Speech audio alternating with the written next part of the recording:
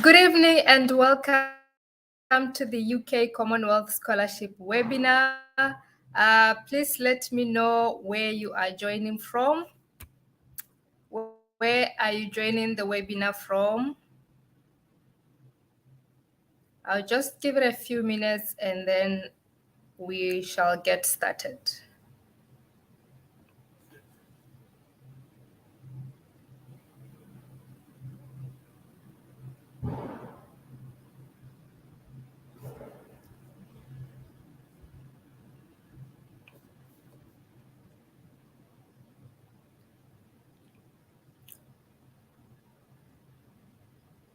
Welcome and thank you so much for joining. Before I get started, please give me a thumbs up in the comment section if you can hear me, if you can see me, and if you can see my presentation. Just give me a thumbs up so that I know that we are on the same page before I can start my presentation. I don't want to leave you behind, so can you hear me? Can you see me? Can you see my presentation? Please let me know in the comments.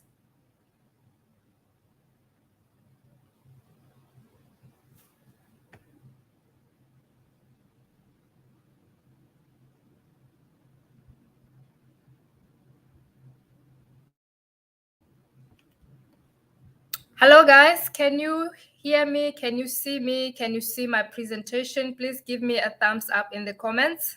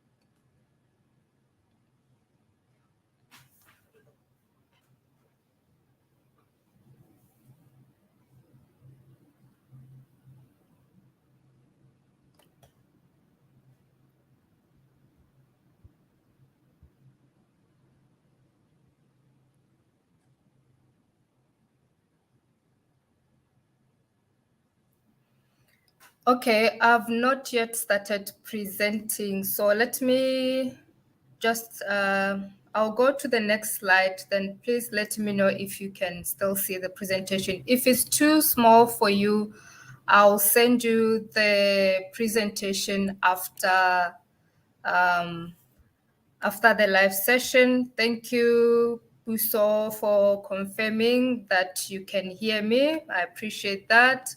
Lesero says she or he cannot see the presentation. As I go to the next slide, please do confirm if it's still the case. So welcome once again to the UK Commonwealth Scholarship. I am going to explain to you how to answer the questions for the development impact statement. The development impact statement is the most important aspect of your application. So you need to know how to address the questions so that your application can stand out, so that you can demonstrate your suitability for the scholarship. I applied for the scholarship in 2019. Thank you, Kuda, for confirming. I applied for the scholarship in 2019 and I was provisionally selected by my nominating agency. So this is nominating agency. It's an organization that works in collaboration with the Commonwealth Scholarship. So when you apply online and then you apply as well through your nominating agency. If you are just going to apply online and not apply through your nominating agency, your application will not be considered. So I was selected by my nominating agency.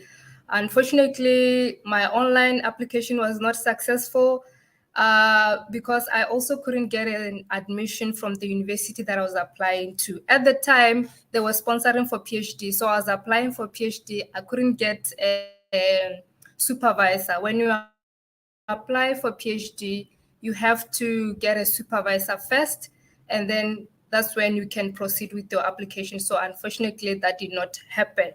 So I am going to share with you my experience and what I know about answering scholarship essays. So please let me know where you are joining from.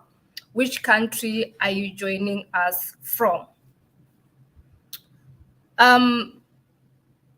Leseho, can you still not see the presentation? Please confirm if it's still the case. Can you see the presentation? Leseho Motlalekosi. Is it still the same? Okay, I guess she'll continue. So the Commonwealth Scholarship sponsors you for master's program. As per the advert that I've seen through our Botswana nominating agency, the nominating agency in Botswana is DTF. So they have specified that the applications are for master. So I believe by you being here, you are applying for a master's program. So it's for candidates from eligible low and middle income countries. So before you apply, please do check if please do check if your country is eligible before you can apply. And also, you will be sponsored to undertake your studies in the UK, not in any other country, but in the UK. We have someone from Botswana. We also have Emmanuel from Nigeria. Welcome, Mpo. Welcome, Emmanuel from Nigeria. So from time to time, I'll check the comments and then get back to the presentation. Bokani can hear me. All right, thank you. So I think the presentation is not clear because of the platform that I'm using, but please don't worry. I'll explain what is on the presentation and then I'll send you this clear slides after the live session. Okay, we have there's someone from Kanye. You're welcome. Natasha from Kanye. You are welcome. There's also Kaho from Botswana. Welcome, Kaho from Botswana. Okay, so here's what we are going to cover. I'll quickly explain what is on the application form, and then I'll also explain the CS development themes, and then the STAR method, and the development impact statement. We are mostly going to spend a lot of time on the development impact statement because that is the most important aspect of your application. So in the application form, you will be expected to list all your undergraduate and postgraduate university qualifications that you have obtained. So remember, you are applying for a master's program. So obviously, you'll be expected to have an undergraduate degree. So before you start your application, these are things that you can prepare. Prepare your education history. If you have some other qualifications that you have taken, prepare that information because it will be required in your application form. And then list up to 10 publications and prices. So if you have published some papers or you have some publications, please do prepare the information. And also if you have received some awards, if you have previously received some awards, you can also prepare them. But if you don't have publications or prizes, it doesn't mean that you can not apply. But I'm highlighting this in the case you have them and you can input them in your application form. So as we go through the presentation, Please do let me know when you have a question. You can put it in the comments. I'll pause and address your question or your comment. You don't have to wait until the presentation to ask the question that you have.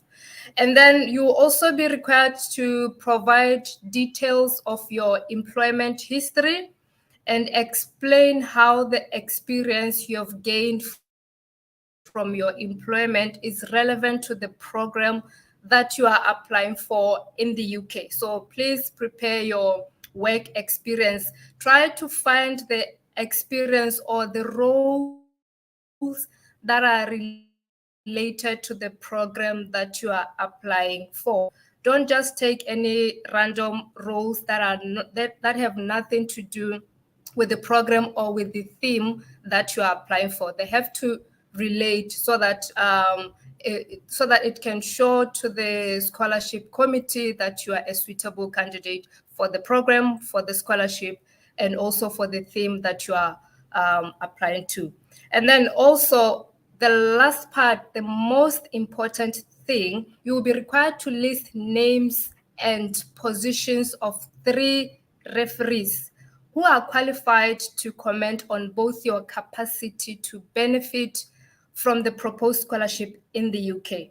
So as of now, please think of 3 people who can write you good references for the scholarship. You need to think of those 3 people, reach out to them and let them know that you are applying for the scholarship and that you need their references. And also it was mentioned that one of the references should be from a current employer.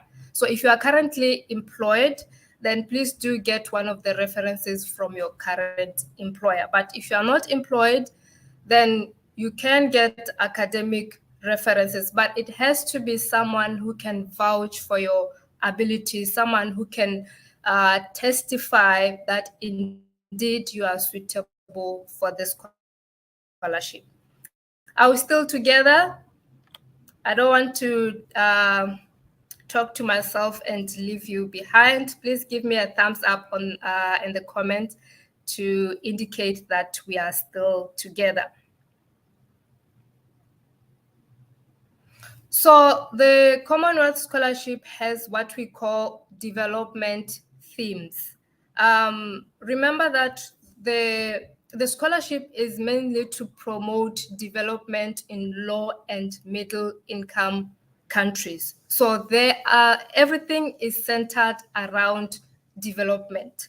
So they have divided the themes into 6, and I'll go through the themes, and I try to find some programs or some courses that relate to each theme, so that as I go through, then you can know which program you can look into or which theme you can focus on. And remember, the list is not exhaustive. I just picked a few examples so that I can help you understand and also help you figure out where you belong in those 6 themes.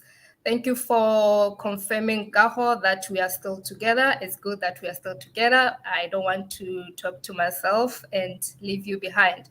So the first theme is science and technology for development. If you are a science person, this is the theme for you. You can apply for maybe Masters of Science in Sustainable Energy Systems, MSc in Information Technology for Development, or anything related to agriculture, veterinary science, if you love working with animals, or forestry. So these are the programs or the fields that you can explore if you are in the science and technology field.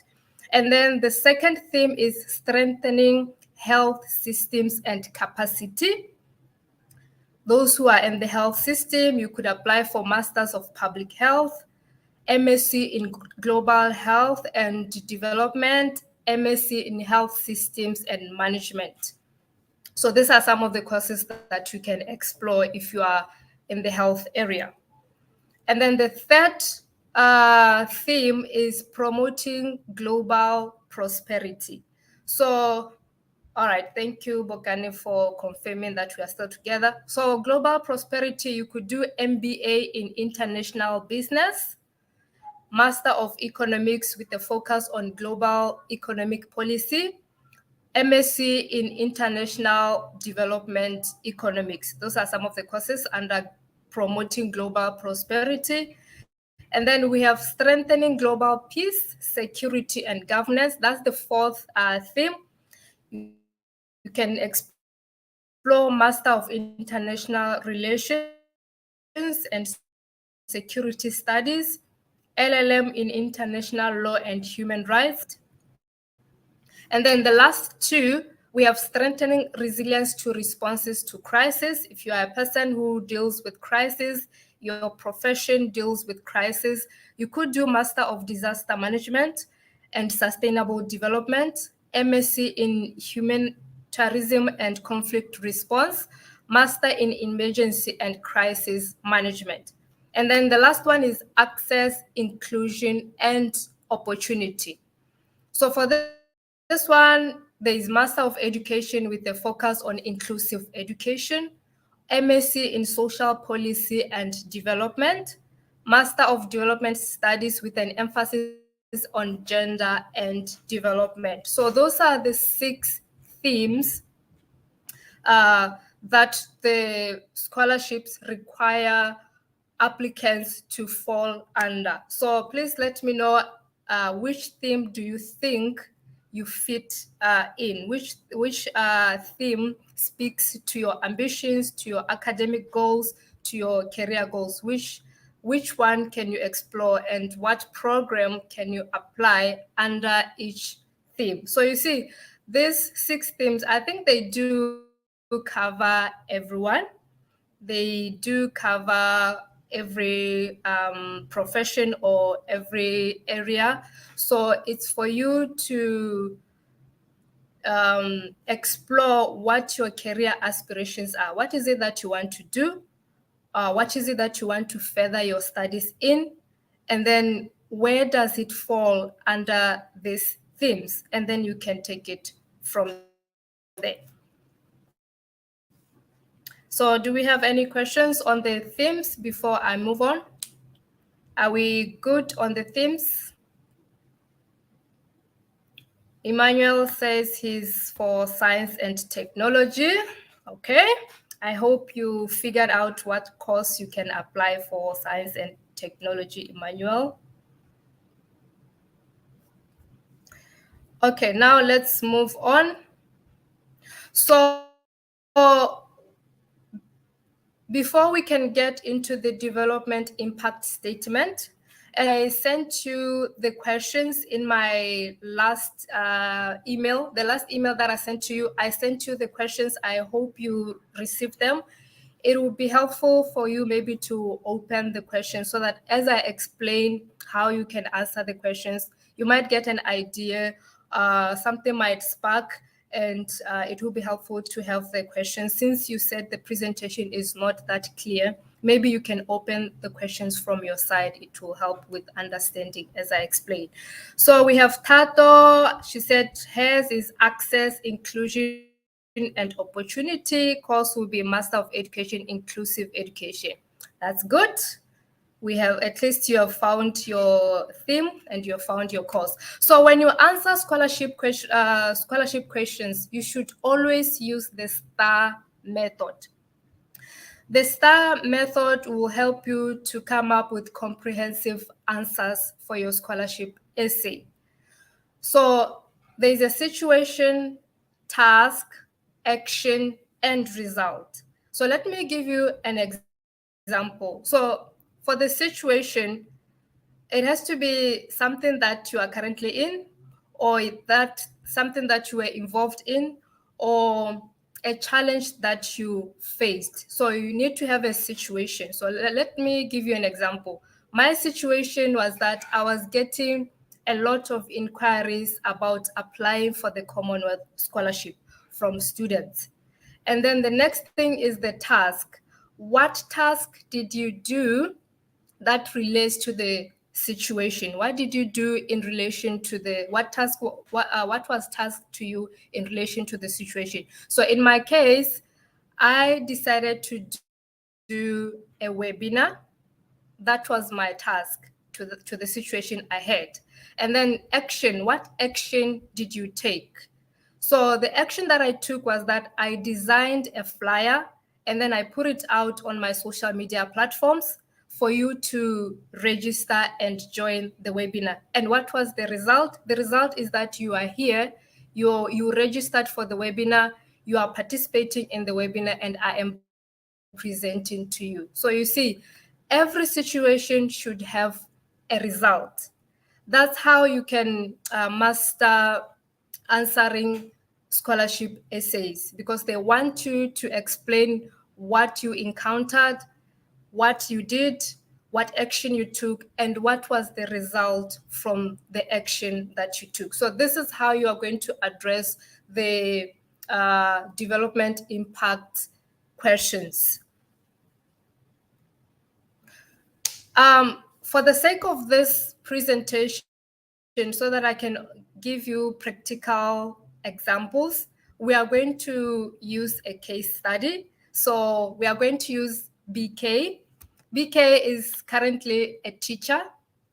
So she has been teaching for quite a while. She has a degree in teaching, but she wants to apply for a master's program through the Commonwealth Scholarship. So her theme is access, inclusion, and opportunity. I think we had someone here who picked the same theme and the same course. So the course that she's applying for is Master of Education with the focus on inclusive education. So in this webinar, we are going to answer the questions based on our case study. We are going to use BK, who is applying for Master of Education with a focus on inclusive education. Let's see how she would address her essay questions. I hope we are still together. Please do throw in an emoji once in a while so that I know I'm not talking to myself. So the development impact statement has 4 parts. There is part 1, which has 2 questions, and then part 2, part 3, part 4 has the most questions. So you have to pay particular attention to part 4 because it has a lot of questions that you need to address. So under part 1, for you to answer those 2 questions under part 1, you need to have an issue. What issue have you observed in your country that you want to solve? And does that issue occur globally? Is the issue happening globally? So if you don't have an issue, you are not going to be able to answer these questions. And if you don't have an issue that you are trying to solve, or an issue that can bring development to your country, then maybe you are not ready to apply for the scholarship. Because remember, I said the scholarship is about development. And for you to develop something, there has to be a problem. There has to be an issue. So you need to think of an issue in your theme. Under the theme that you have selected, you need to think of an issue. What is the issue that is currently happening in your country? And when you look globally, is it the same issue in other countries? Is it the same occurring issue in other countries? And then that's where you can be able to answer this question. So the first question says, explain how the proposed scholarship relates to development issues at global, national, and local level. So in this case, for BK, who is applying for Master in Education, she started by mentioning that I have a background in education, and I've been working as a teacher in my home country for several years. That's the situation. That's the situation she's in. So in your case, you could mention your profession, what you have been doing. And then mention the task. By pursuing a Master of Education with a focus on inclusive education, I aim to acquire the necessary skills and knowledge to address the disparities in access to quality education. You see, there was an issue, now there's a task. And then this scholarship directly aligns with the Access, Inclusion, and Opportunity Development theme by addressing the issue of unequal access to education. So in this case, the issue here is unequal access to education at the local level. It also contributes to the broader sector by promoting inclusive education practices that can have a positive impact on national and global development. So we can agree that we have an issue here. That's unequal access to education. Now let's go to the next question, which is question 2 of part 1. It says, explain how the proposed scholarship relates to the development issues connected to the chosen CSC development theme and the wider sector. So these two questions are almost similar, and they might confuse you, but please don't get confused. The first question is asking how the scholarship relates to the issue at global and national level. And then the second one is asking you how the scholarship relates to the development theme that you have selected. So you should be able to tell the difference so that you don't give the same answer for the two questions. So here, BK says, I've observed significant disparities in access to quality education among different groups, including children with disabilities and those from marginalized communities. By pursuing a Master of Education with a focus on inclusive education, I aim to address these disparities by acquiring the necessary skills and knowledge to create more inclusive educational environments. Inclusive education is a crucial element of development, as it ensures that all individuals, regardless of their background or abilities, have access to quality education. So you see, here she mentions the issue that she has observed, and then how does that issue relate to the development theme. Remember, everything goes back to development. How does it relate to development? So that's how you can address this question. I'm going to move a little bit faster so that we can keep time. And then we have part 2 question. Explain how you intend to apply your new skills once the scholarship ends. So obviously, when you get, if you get selected for the scholarship, you are going to learn new skills. You are going to learn new skills, or you are going to improve on your existing skills. So you should be able to outline the skills that you think you are going to learn through the scholarship, and then explain how you intend to apply them.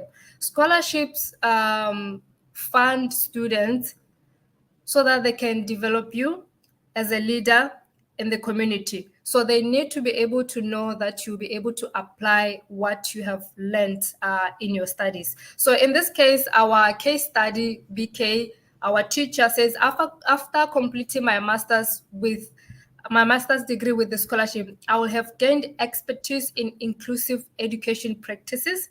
I intend to apply my new skills by working closely with local schools, educational institutions, and policymakers in my home country. I will contribute with schools to develop, I will collaborate with schools to develop and implement inclusive education policies, provide training to teachers on inclusive teaching methods, ultimately contributing to improved access, inclusion, and opportunity in education. So it has to be practical. How you are going to apply the skills has to be practical. You see that this answer is practical. The person is going to acquire skills in exclusive education practices, and upon returning, she's going to collaborate with schools, collaborate with teachers, collaborate with policymakers, ultimately lead to improved access to education. I will say that again. still together? I hope I'm not confusing you. I hope we are still together. I don't want to leave you behind. And then we have part 3. So part 2 only has one question, and then part 3 also has one question. So part 3 says, outline what you expect will change in development terms following the scholarship, including the outcome that you aim to achieve, the time frame for your implementation, who the beneficiaries will be. If you noticed here the trend, each question or almost each question has the word development. So that should be your keyword, development. Everything has to go back to development. So, okay, thank you, Puso, for following. So our answer here will be, I expect that following following the scholarship, I will have the knowledge and tools to make a significant impact on inclusive education in my country. My immediate outcome is to implement inclusive education practices in at least 5 local schools within the first 2 years after completing my master's. You see,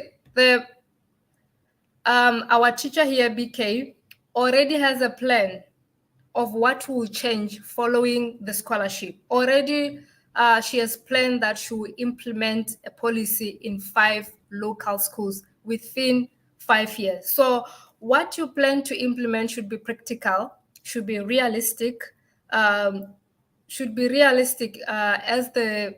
the person who will be reading it. And also, I'll work closely with school teachers to ensure the successful implementation of inclusive education practices. This person is not going to work alone. She will have to partner with stakeholders in the education system to ensure that the inclusive policy is implemented. In the short term, the beneficiaries will be students. Remember, on this question, there's a part where it asks about beneficiaries. Who is going to benefit from your implementation after the scholarship? The beneficiaries will be students with disabilities. In the long term, this will contribute to more inclusive and equal opportunity. So that's part 3. And then we get to part 4, question 1. Write about the impact of your work. Write about how the impact of your work could be best measured and evidenced. So even this one, you have to be practical. Measured, how are you going to measure, and what evidence are you going to give? So you have to think of a practical way to measure your work, how you are going to measure your work. Remember, in the previous answer, BK said she will work with teachers, she will work with schools to implement an inclusive policy, at least with 5 schools within 2 years. So how are we measure those results? So to measure the impact of my work, I will use a combination of quantitative and qualitative methods. I will collect data on school enrollment and retention rates for students with disabilities, conduct surveys and interviews with teachers and parents to gauge the effectiveness of inclusive practices and document success stories. Now, you don't have to do qualitative and quantitative method. I was just giving you an example of how you can address this question.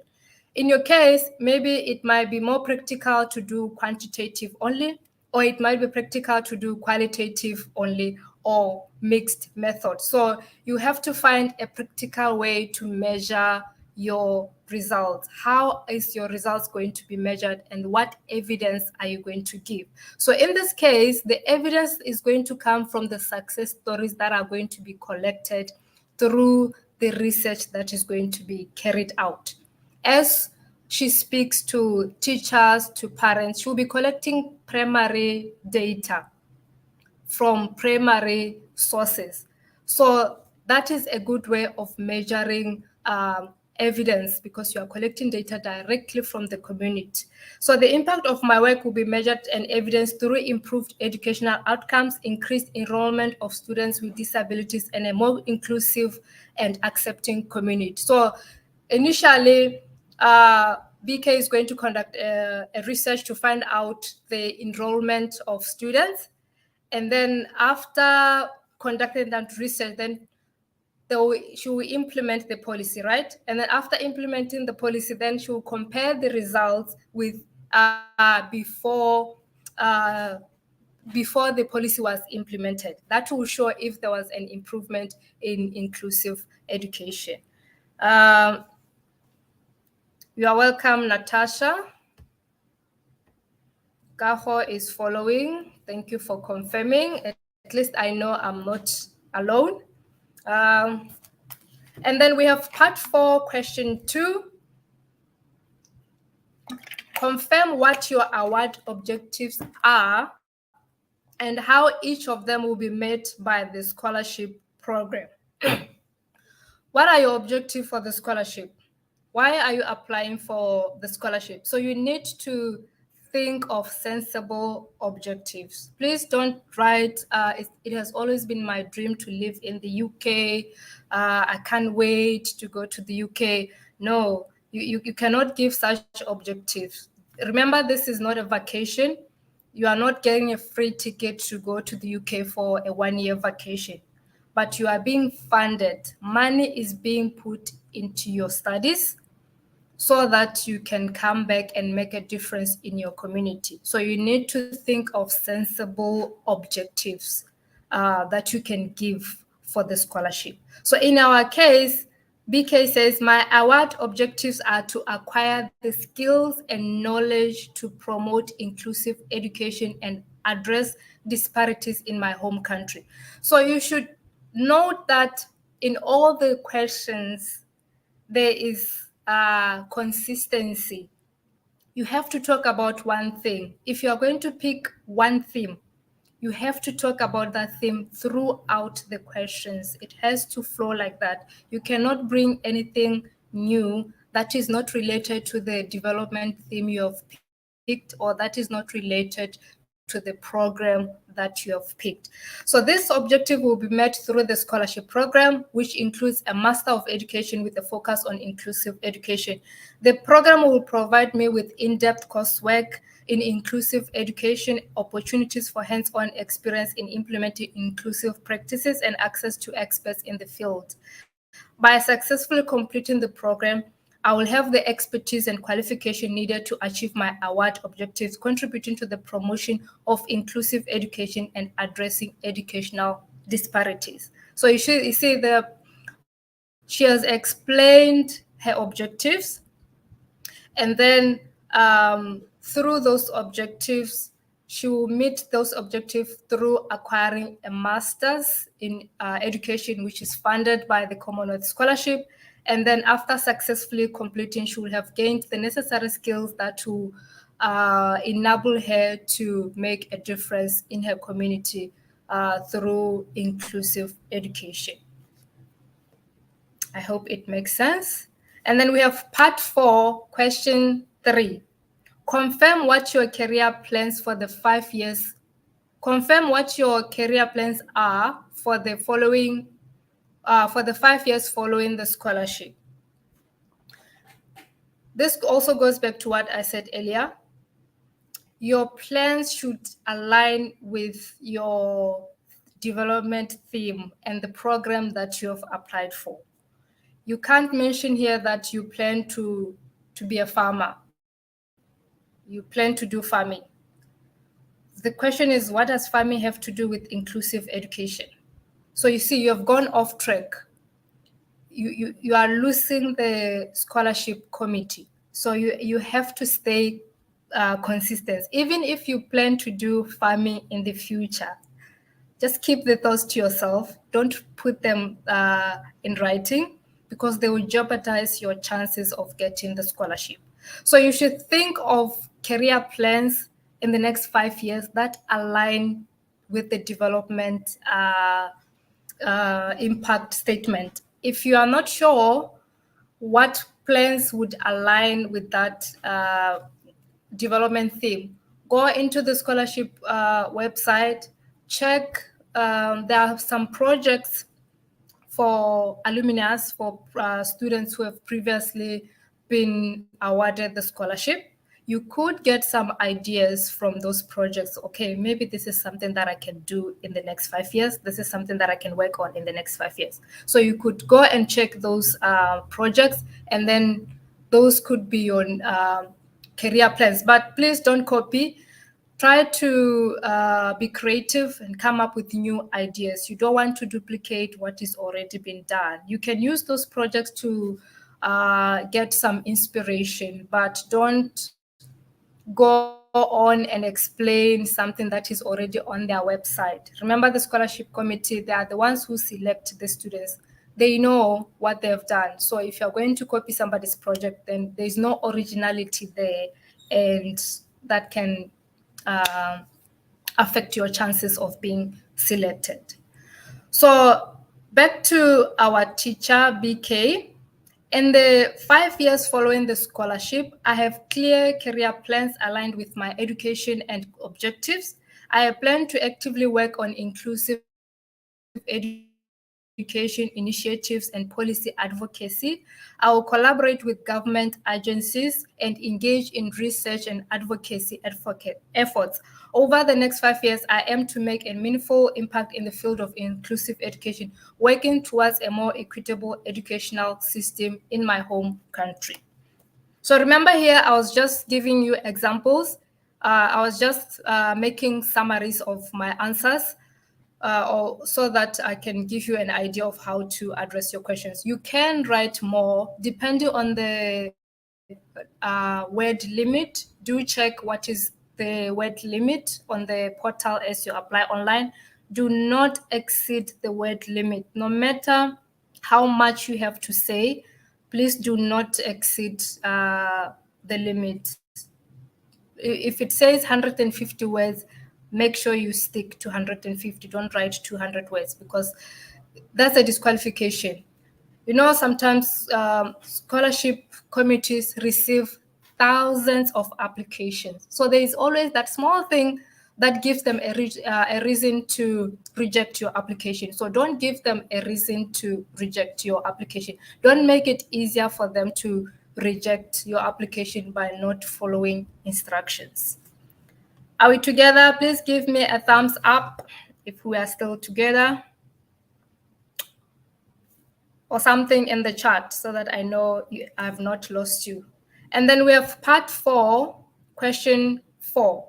Confirm your long-term career plans. So remember, the previous question was about your 5-year plan following the scholarship. Now the next one is long-term. These questions are almost similar, but you need to read between the lines so that you don't give the same answers. Don't duplicate the answers. Each question should have a unique answer. Each question should have an answer that addresses what you have been asked. So don't just assume, they're talking about plans. Question 5 was about plans. This one is about plans. Let me just copy and paste. No, don't do that. The previous one was about 5-year career plan, but this one is long-term. So long-term means beyond the 5 years. What are your plans? Oh, thank you, Theophilus. Thank you for that. I'm glad you find it informative. Natasha, we are together. All right. I'm glad we are together. So you need to think of your long-term career plans beyond the 5 years. Let's hear what our teacher has to say. In the long term, I have ambitious career plans that align with my passion for inclusive education. I aspire to hold a leadership position in the educational sector. You see, that's long term. That's something that is in the future. This person is still a teacher. Previously in her 5-year career plan, she said she wants to work with educational organization and the government to implement the policy, right? Now, in the long term, she now wants to get into the leadership position in the educational sector. She wants to move from teaching to educational sector. So there has to be like a big difference in your career plans from where Okay, thank you, Kilebes. From where you are right now, in the long term, what do you want to achieve? There has to be a clear distinction or a clear difference that shows that this person is progressing, this person is here, and then in the long term, this is where the person wants to be. It has to be clear. And so I'll continue to build on my expertise, engage in research and policy development, and advocate that promote inclusivity and equal access to education. My long-term career plan is to contribute to lasting positive change in the education sector, ensuring that inclusive education practices become integral part of the national education system. And then part 4, question 5. Provide a detailed plan of study. So it says detailed, which means you have to go into details. Here, I'm just giving you a short paragraph, just a short summary, but you have to go into detail of your study. What is it that you plan to study? So if you are not sure about this one, what you can do is go to the website of the university that you're applying to, go find the program that you're applying for, and then look for the course outline. Look for the program description, the program information, and the course outline.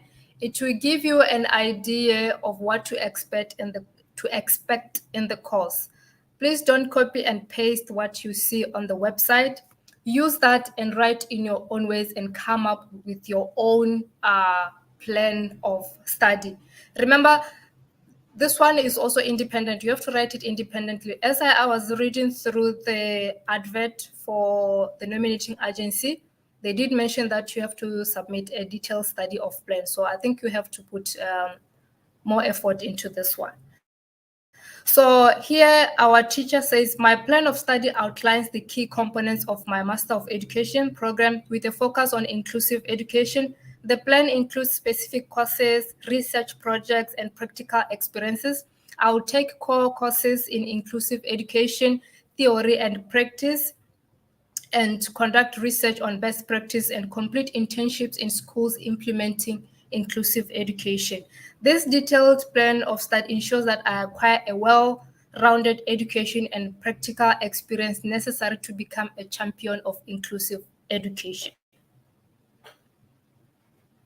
So you will figure out how to give your answer in relation to the program that you are applying for.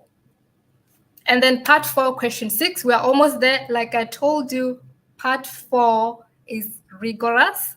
It has so many questions. So if you can get through part 1 to 3 and put all your effort into part 4, that would be great. Provide a personal statement to summarize the ways in which your personal background has encouraged you to want to make an impact in your home country.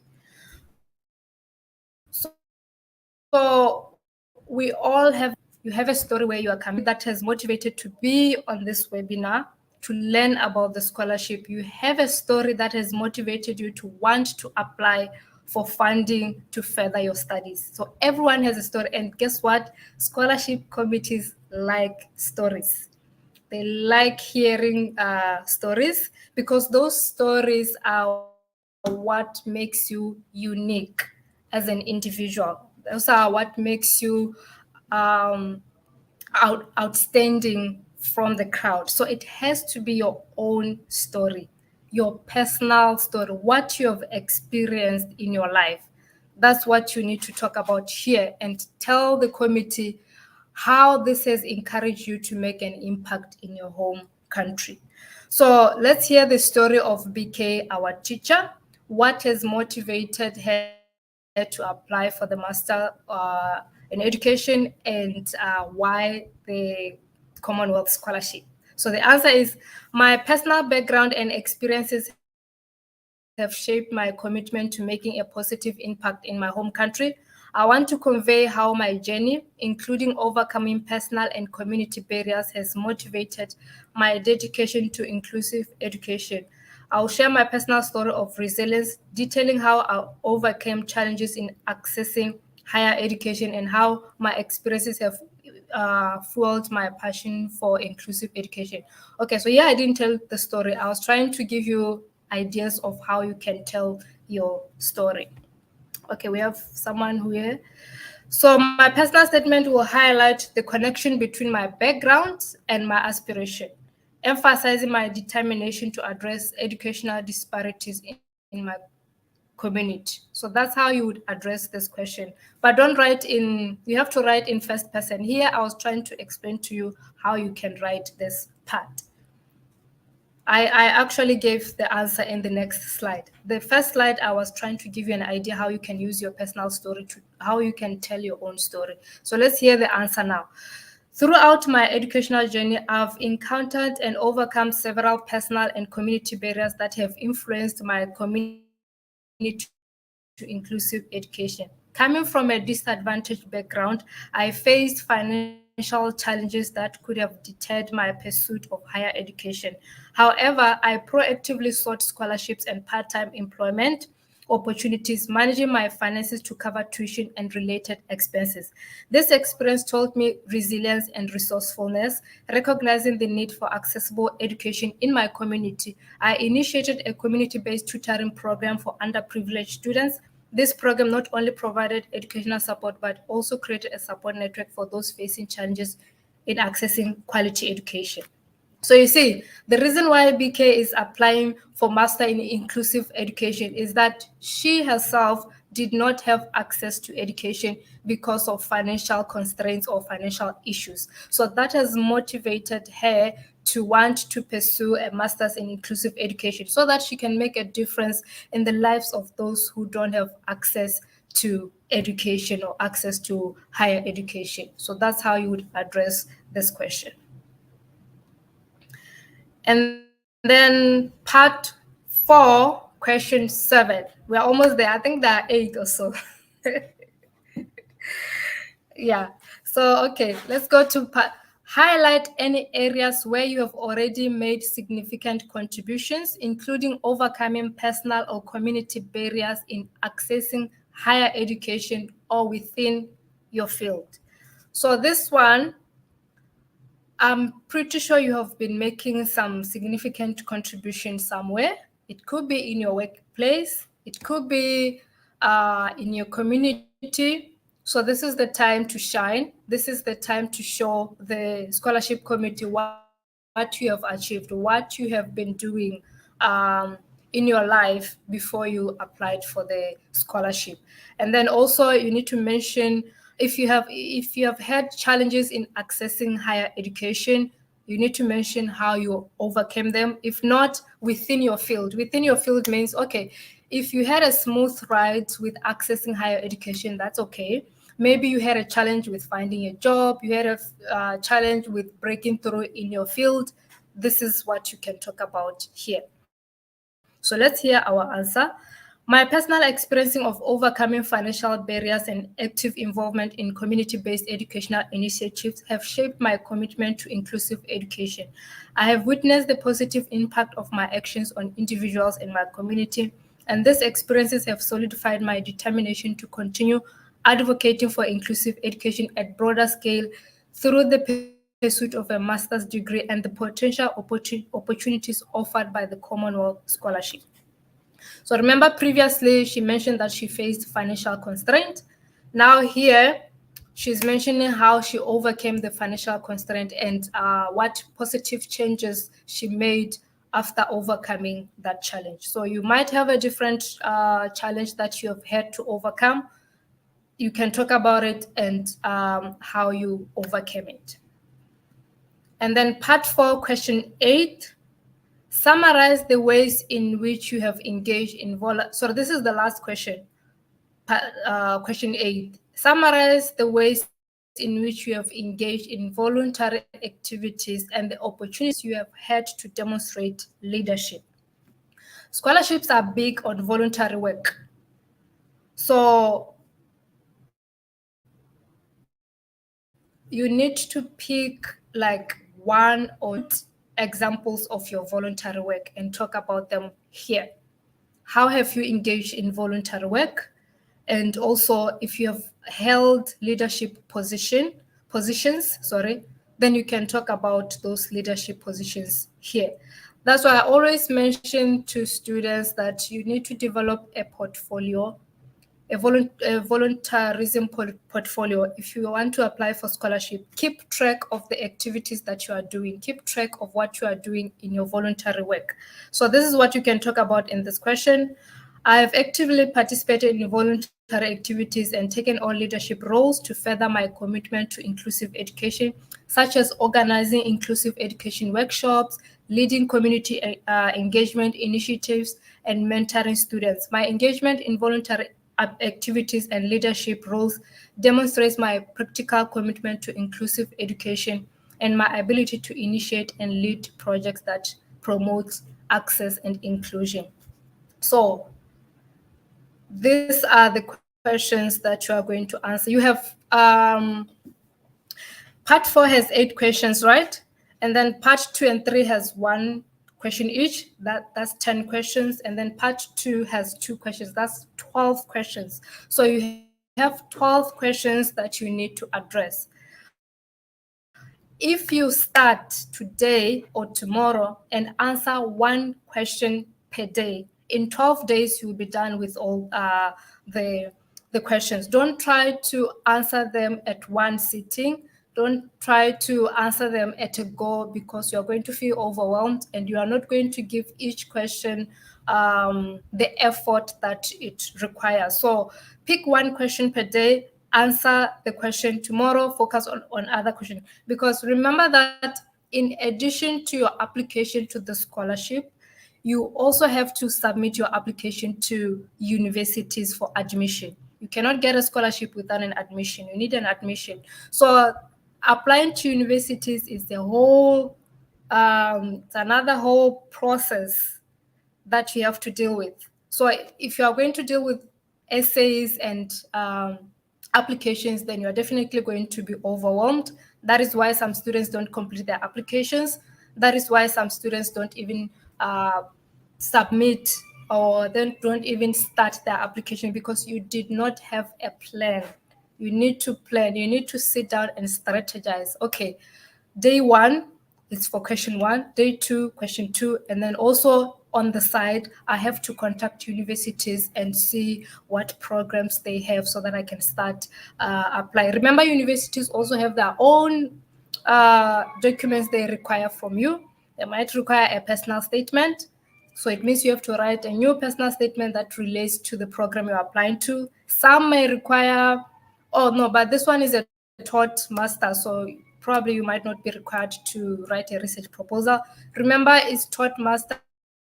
Don't apply for a research-based masters. It's taught 1-year taught masters. So here's how I can support you with your application. Like I mentioned, it's overwhelming, especially if you are working, you have other commitments. You are not going to be able to survive this. The deadline is the 17th of October. Literally, you have about 3 weeks to do this, and 3 weeks is not enough for you to apply to universities and scholarship application. So you need to be on top of your game in order to submit your application. Firstly, you have to submit online. You have to answer all those questions online, submit your application online, print out your application and get your application number. And then you have to take your hard copy documents and submit to your nominating agency. So you cannot just submit online and that's it. You have to submit as well to your nominating agency. So here's how I can make your life easy. Here's how I can help you and support you with your application so that by the 17th of October, you have submitted your application. So the first one is essay review and feedback. I know how difficult it is to write compelling essays that will stand out. So what you can do is you can write your essays and I can review and provide feedback so that you can refine your essays. So if you sign up, you could write 1 essay per day, submit to me to have a look. The following day, submit another one. It will also give you motivation to keep going. Sometimes when you have accountability, you are able to get things done. So I can review your essays and provide feedback. And then 2, university research. Like I said, that's a whole nother process that you have to work on. So I can also do university research for you. While you write your essays, I find universities that you can apply to, so that when you finish your essays, you have a readily available report with universities that you can apply to and the requirements, what is it that is required for you, what you need to do in order to apply. All you need is just to get the information and start your application. I'll also support you through the application and guide you on how you are supposed to send through your application. So I'll be taking a very limited number of students. I'll take 10 students. So you don't have to wait until you have written your essays. You can sign up today, and then we get started on your essay so that you are able to submit on time. So if you are interested, you can book your slot. I'll send you the presentation. The link is clickable. You can click on the link and book your slot. Alternatively, you can use the link in the video description if it's available. Sometimes YouTube does its own thing. The link is not clickable. Remember, I take only a limited number of students because I have to read these essays and provide feedback and make sure that you are answering the questions the way you are supposed to answer them. Thank you so much. Do we have any questions and comments? That's the end of my presentation. I hope I did not confuse you. I know there was too much information because there are so many questions, especially for part 4. So I had to try and address all the questions so that I can help you understand how you are supposed to answer the questions. So I'll just give you a few minutes to ask questions that you have.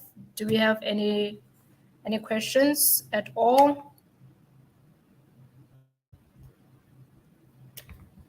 Are we good? I have a couple of minutes for questions.